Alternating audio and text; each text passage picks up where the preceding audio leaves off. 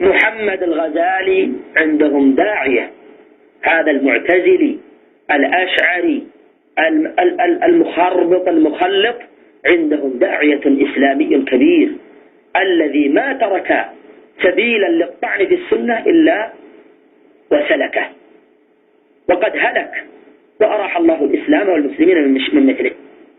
عندهم داعية كبير.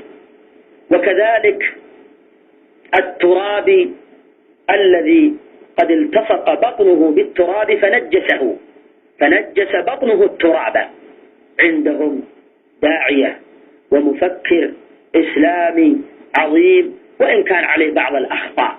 فماذا تغني هذه العبارة بعد أن يمدح ويوصل إلى الجوزاء ويرتفع به إلى هذه المكانة السامقة، مع المقولة مع التحفظ على بعض أخطائه؟ ما هي هذه الأخطاء ولا تبين؟ قد تكون يسيرة يجوز غض الطرف عنها، فهم حينما ينتقدون إجمالا، لأنهم لو طولبوا بالتفصيل ففصلوا لانفضحوا وانكشفوا.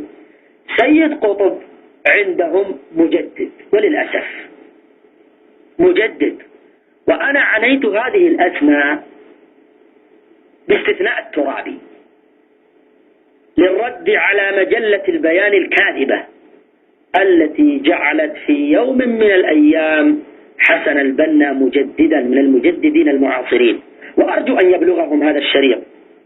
وجعلت أيضا سيد قطب مجددا، هذا الذي ما ترك بابا في العقيدة من الأبواب التي كتب فيها وسطر فيها بقلمه إلا وخبط فيه وخلط. فهو في باب الأسماء والصفات جهمي،